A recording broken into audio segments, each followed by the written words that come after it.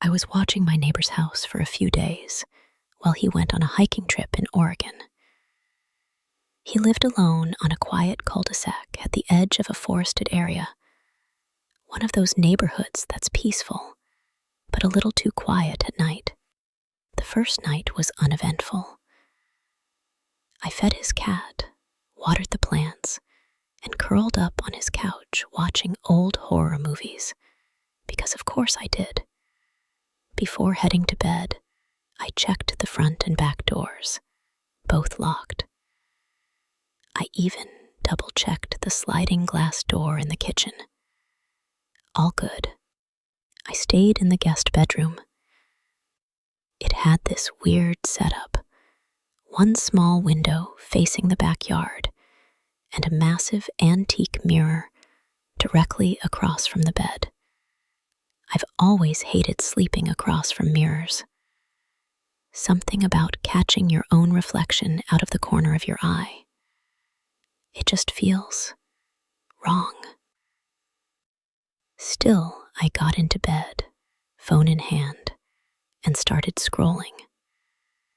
Probably close to an hour passed before I noticed it. There was this faint tapping sound. It wasn't constant, not loud, just soft, every so often. I paused the video I was watching and listened. Tap, tap, tap. It was coming from the window, but it was pitch black outside. I couldn't see anything. I got up, walked over, and carefully pulled the curtain back. Nothing. Just the backyard, still and dark. I figured it was probably a branch or some animal and got back into bed, but maybe 10 minutes later, I heard it again. This time louder, tap, tap, screech. That last part, that wasn't tapping. It sounded like fingernails slowly dragging across the glass. I jumped up and yanked the curtain open. And standing right there on the other side of the window was someone. Their face was completely hidden under a white hood, but one hand, thin, bony fingers, was pressed flat against the glass. I backed away, heart hammering. I grabbed my phone and bolted into the hallway, flipping on every light I could. By the time I got back to the window, they were gone. Just gone. No footprints in the grass.